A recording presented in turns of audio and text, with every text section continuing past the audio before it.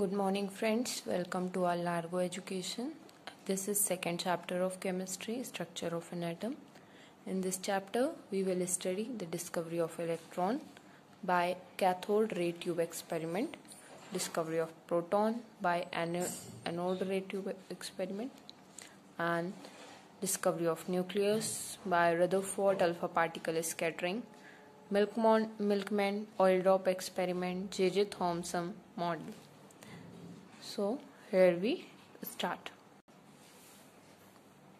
सबसे पहले हम पढ़ेंगे कैथोड रे ट्यूब एक्सपेरिमेंट यानी डिस्कवरी ऑफ इलेक्ट्रॉन।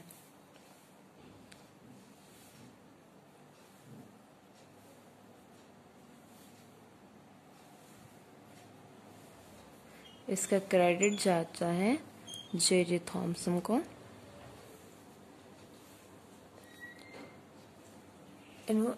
अब इसकी इलेक्ट्रॉन की डिस्कवरी कैसे हुई? तो यह हुई कैथोड रे ट्यूब एक्सपेरिमेंट से। आप इस डायग्राम में देख सकते हैं कि एक हाई वोल्टेज का इंडक्टिव कॉइल है 1000 वोल्ट्स का, जिसके नेगेटिव को कनेक्ट कर दिया गया है नेगेटिव से और पॉजिटिव को पॉजिटिव से। ये एक डिस्चार्ज ट्यूब है।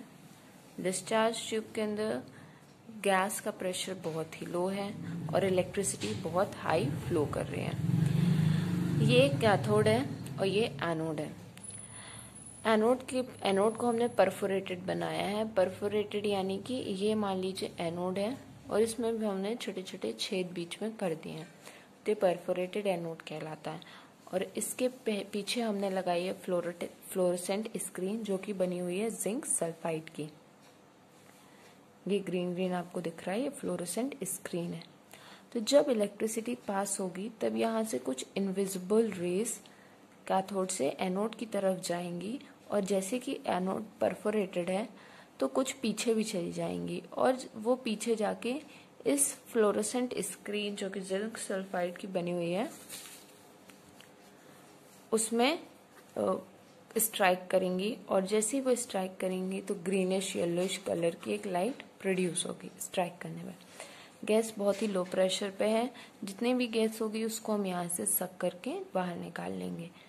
तो यहाँ एक इनविजिबल इनविजिबल यहाँ से रेस फॉलो कर रही हैं, यहाँ पे जाएंगी, पीछे स्ट्राइक करेंगे और एक पीछे स्ट्राइक करेंगी और फिर येलो ग्रीनिश कलर की एक लाइट इसमें से निकलेगी। मतलब एक स्क्रीन में येलो ग्रीन कलर की लाइट हमें दिखाई देगी।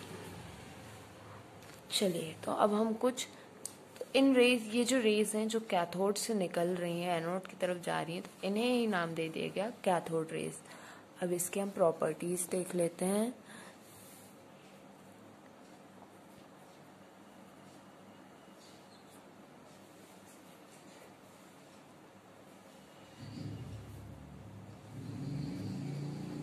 तो कैथोड रेज ऑब्वियसली अगर ये नेगेटिव से पॉजिटिव की तरफ जा रही हैं तो इसका मतलब इनके क्या है, नेगेटिव है नेचर में, क्योंकि अनलाइक रिपेल ईच अदर, सो नेगेटिवली चार्ज्ड हैं। नेक्स्ट हम पॉइंट लिख सकते हैं इसका, made up of small particles, छोटे पार्टिकल की बनी हुई है।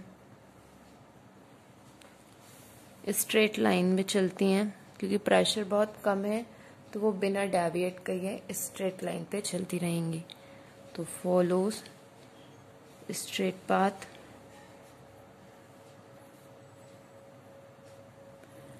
Next, possess kinetic energy. Possess kinetic energy. Next point,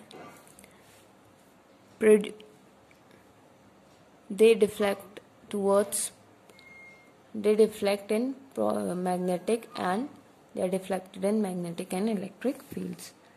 So fifth point, deflected in presence of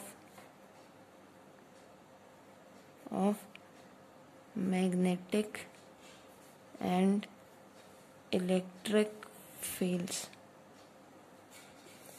Next, they produce inflorescence, यानी कि वो जब स्ट्राइक करती हैं तो वो लाइट को प्रोड्यूस करती हैं। अब जब ये हो गया, मतलब जब ये हो गई डिस्कवरी ऑफ इलेक्ट्रॉन, इलेक्ट्रॉन को कैथोड रे से डिस्कवर किया गया, तब जे थॉमसन ने एक और बहुत बड़ी बात कह दी। उन्होंने हमें ratio of mass and charge दे दिया, यानी चार्ज मास का रेशियो दे दिया हमें।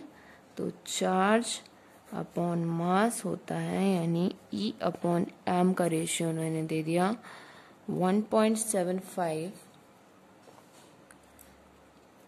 Into 10 raise to 11 coulomb per kg. ये उन्होंने हमें चार्ज ऑफ मास रेशियो दे दिया।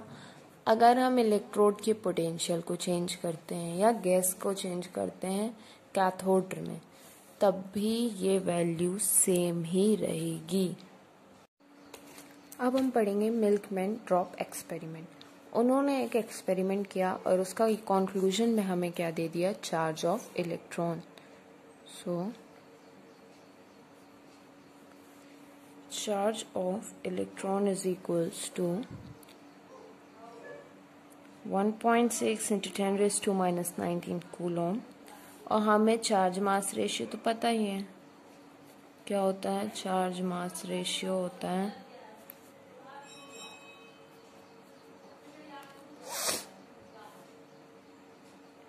1.75 into 10 raised to 11।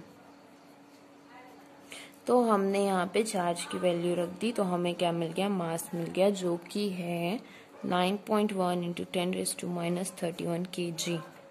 तो मिल्कमैन ने हमें चार्ज दे दिया, चार्ज ऑफ इलेक्ट्रॉन, वहां से हम मास ऑफ इलेक्ट्रॉन निकाल लिए। नेक्स्ट अब हम बढ़ते हैं discovery of proton. Discovery of proton. Proton को डिस्कवर्ड किया था ई गोल्डस्टीन ने।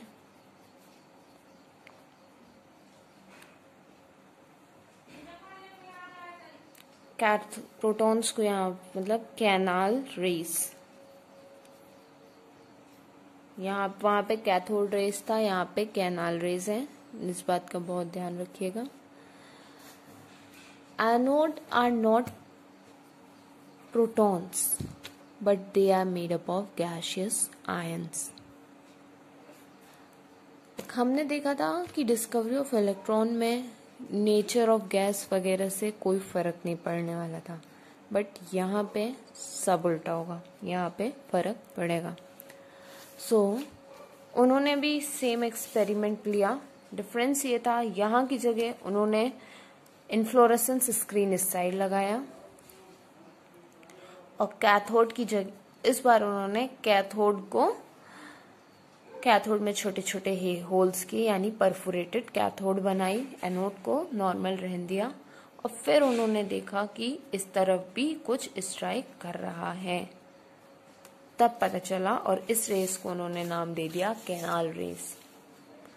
सो अब हम प्रॉपर्टीज लिख लेते हैं कैनाल रेस की। सेम एक्सपेरिमेंट है, बस इसमें थोड़ा सा गैस बहुत ज्यादा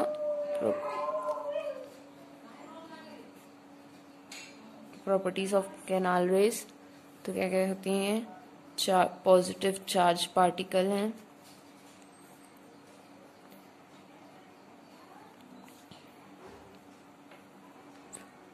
और रीजन इनका कहाँ से हुआ है, तो गैसियस आयन से ही। मैंने पहले ही आपको बताया था कि ये गैसियस आयन्स हैं।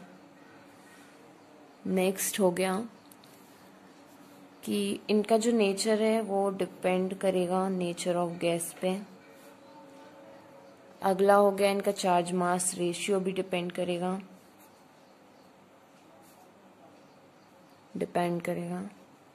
ये भी नेगेटिव और इलेक्ट्रिक फील्ड में डेविएट होंगी। ठीक है, स्मॉल पार्टिकल्स की बनी है, तो ये सब तो सेम हो गया। अब हम देखते हैं कि प्रोटॉन में कितना चार्ज होता है। सो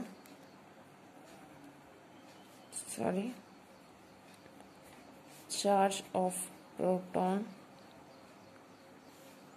प्रोटॉन में कितना चार्ज होता है, तो प्रोटॉन में चार्ज होता है 1.6 इंटू 10⁻⁻19 कूलम, और मास 1.625 इंटू 10⁻22 kg। ये हो गया चार्ज और मास ऑफ प्रोटॉन्स, ये हो गया। अब जब प्रोटॉन इन्वेंट हो गया तब रदरफोर्ड ने एक एक्सपेरिमेंट किया, क्योंकि थॉमसन मॉडल का, पहले हम थॉमसन मॉडल पढ़ लेते हैं। तो थॉमसन मॉडल ऑफ एटम, उन्होंने क्या कह दिया कि पॉजिटिव एटम के अंदर जो पॉजिटिव होगा वो पूरे में स्प्रेड ओवर है। तो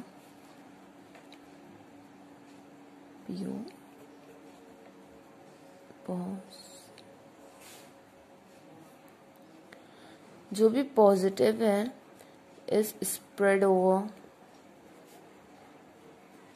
ऑल ओवर द एटम, और जो नेगेटिव है, और जो भी नेगेटिव है, negative is emerged in it. इनके मॉडल को वाटरमेलन बोला गया, watermelon model of an atom, puddings, ठीक है। तो यानी कि उनके कहने के अकॉर्डिंग ये एक एटम है, हर जगह पॉजिटिव चार्ज है, कहीं कहीं पे नेगेटिव चार्ज है, कहीं कहीं पे बस नेगेटिव चार्ज है। इनका ये मॉडल था, बहुत ही छोटा सा। फिर नेक्स्ट जब प्रोटॉन की डिस्कवरी हुई, फिर जब रदरफोर्ड ने एक एक्सपेरिमेंट किया, रदरफोर्ड अल्फा पार्टिकल एक्सपेरिमेंट, उसमें उन्होंने क्या लिया कि एक स्क्रीन पीछे पूरे में ऐसे में लगा दी, एक अल्फा पार्टिकल का सोर्स ले लिया, यहाँ पे उन्होंने एक पतली सी गोल्ड फॉइल लगा दी। तो कुछ जो थी रेज जो आ रही थी ऐसी, कुछ सीधे चली गई, कुछ 180 से डेविएट कर गई, और कुछ स्मॉल एंगल से डेविएट कर गई। तो ये सब कैसे पता चला, क्योंकि उन्होंने स्क्रीन को पूरे में लगाया हुआ था। जो सीधे गई वो यहाँ पे जाके स्ट्राइक की, जो कुछ एंगल से डेविएट हुई वो यहाँ स्ट्राइक की, बट कुछ वापस भी आ गई। तो उनका एक्सपेरिमेंट इस बेस में था कि यहाँ एक अल्फा पार्टिकल का सोर्स हो गया, ये थिन गोल्ड फॉइल और ये फ्लोरेसेंट स्क्रीन उन्होंने पूरे में लगा दी अच्छे से। तब हुआ क्या कि उनके अकॉर्डिंग अल्फा पार्टिकल वैसे भी पॉजिटिव है, तो ऑब्वियसली सी बात है उन्होंने ऑब्जर्वेशन में ये देखा कि, ऑब्जर्वेशन आप डाल लीजिए हेडिंग, नियरली 99% passed undeviated,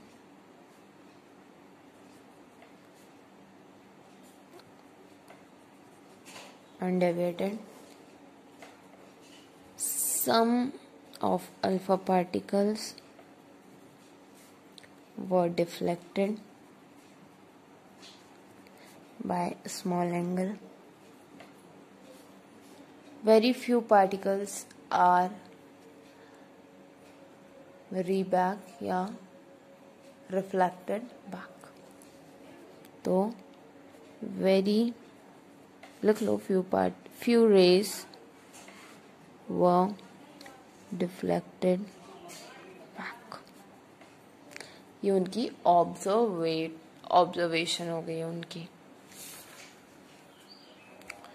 फिर यहाँ से उन्हें क्या पता चला कि रदरफोर्ड जी ने फिर यहाँ से अपने कुछ ऑब्जर्वेशन दे दिए, यानी कि कुछ अपने खुद के पोस्टुलेट्स दे दिए, या जो भी उन्होंने देखा वो दे दिया। तो उनके अकॉर्डिंग तो हेडिंग डाल लो, मतलब कि पॉजिटिव चार्ज जो होगा, जो भी पॉजिटिव चार्ज है, पॉजिटिव चार्ज इज हैवी, उनके अकॉर्डिंग पॉजिटिव चार्ज क्या हो गया, हैवी हो गया।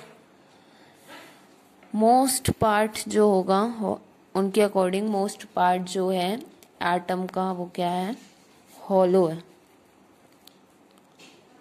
खाली है, तभी तो अल्फा पार्टिकल पॉजिटिव होता है, इसलिए तो वो बिना डेविएट के निकल गया। पॉजिटिव चार्ज जो है वो बहुत ही छोटी सी जगह में है, तो positive charge resides in very small area.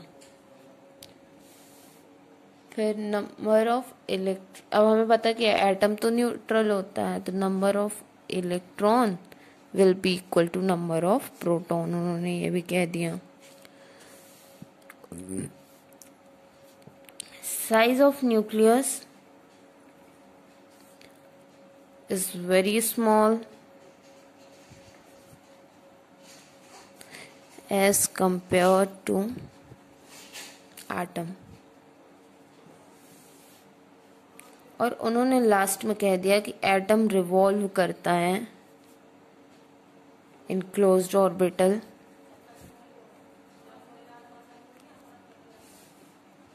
Nucleus के अराउंड में, न्यूक्लियस के अगल बगल, अराउंड द न्यूक्लियस।